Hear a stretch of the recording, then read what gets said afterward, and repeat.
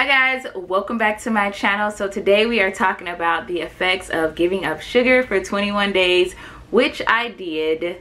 So the reason I only did 21 days was because in January I actually gave up soda for 30 days and I wanted to give myself a preparation period of a week before I started my next challenge, if you will. I pretty much gave up everything. That was no regular pasta, no bread, no lunch meat, like bacon is even cured with sugar.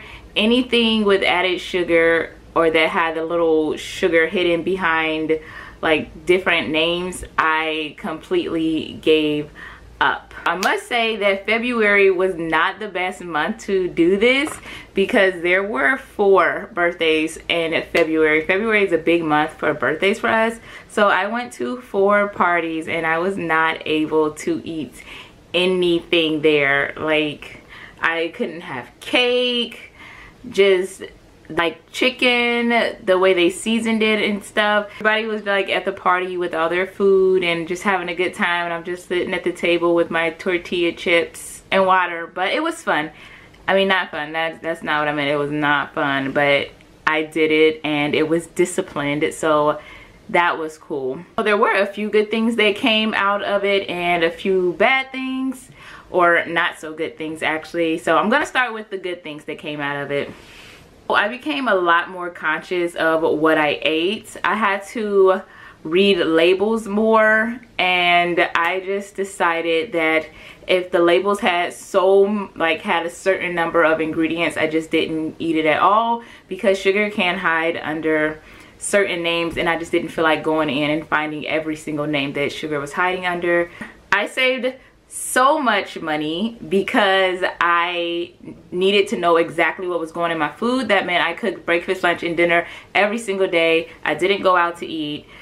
I saved a lot of money on takeout.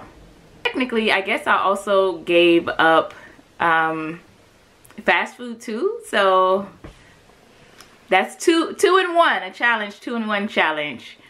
And I guess the most important thing is that I lost belly fat. This was without me working out at all, y'all. So I'm not a big fan of working out, but I am going to do a workout challenge because I do want to get back into working out. I feel like ever since all this happened, I just gave up. I was going to the gym a lot, but then I gave up because I'm not a workout at home kind of person. I wish I was, but I'm not. Like the most I'll do is yoga sometimes. But yes. And I did feel better physically. I wasn't, my brain wasn't foggy or anything.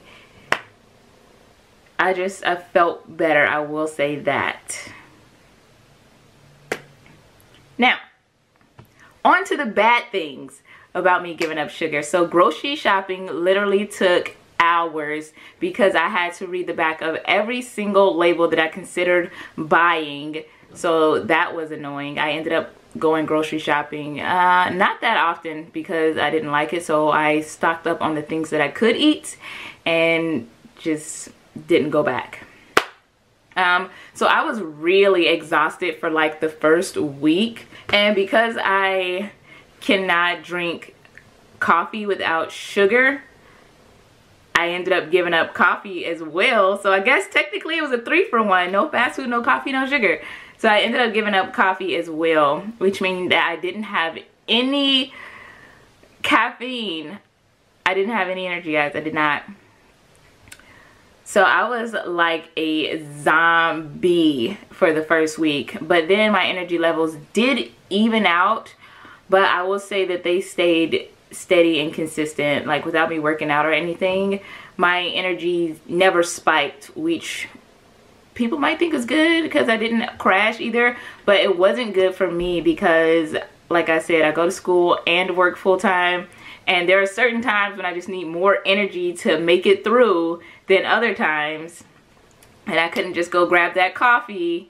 So that was not cool for me personally.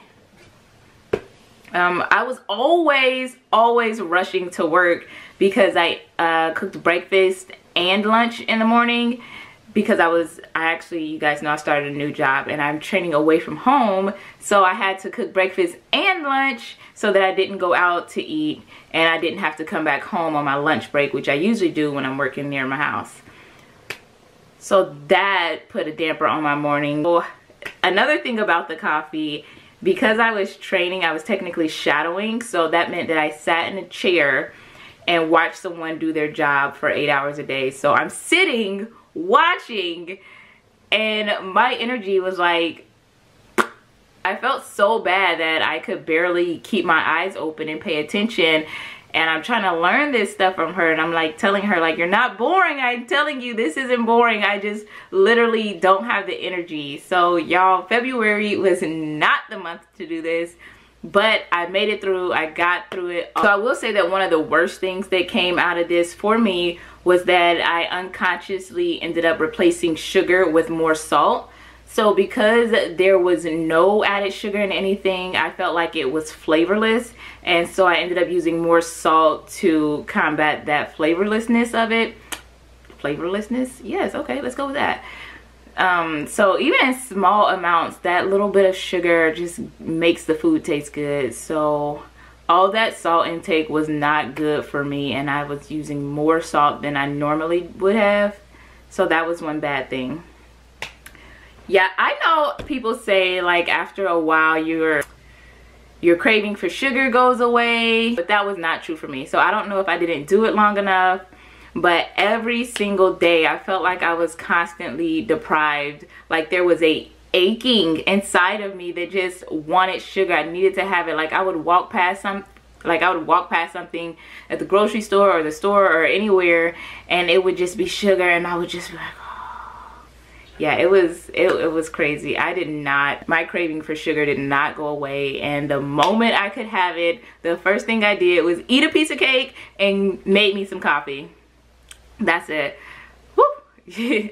But what I did learn from this experience is that I could do without so much sugar if I wanted to, and I know I won't, but I